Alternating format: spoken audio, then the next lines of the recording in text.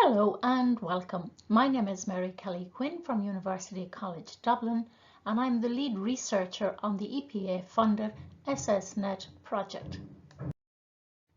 The overall objective of SSNet is to advance knowledge on the role of small streams in water quality, biodiversity, and ecosystem services protection.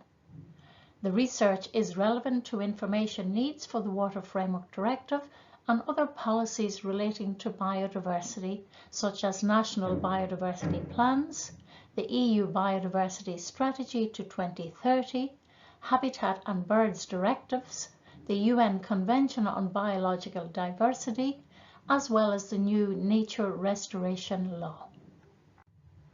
The project is unique in that it is the first multidisciplinary study of small streams in Ireland, investigating water quality characteristics and detection of pollution inputs, as well as ecological and physical habitat conditions.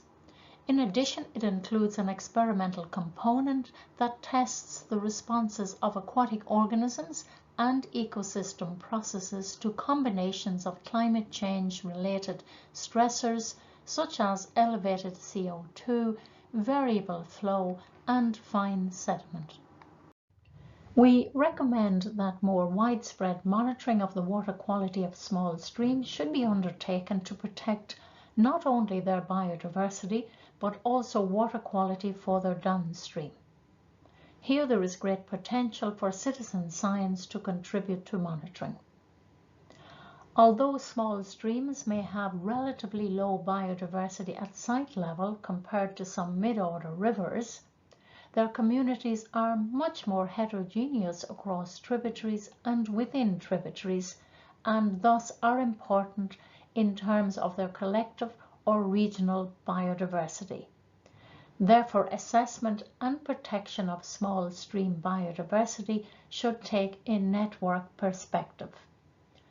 Small streams originating in areas with high regional biodiversity should be identified and given priority for monitoring and protection measures.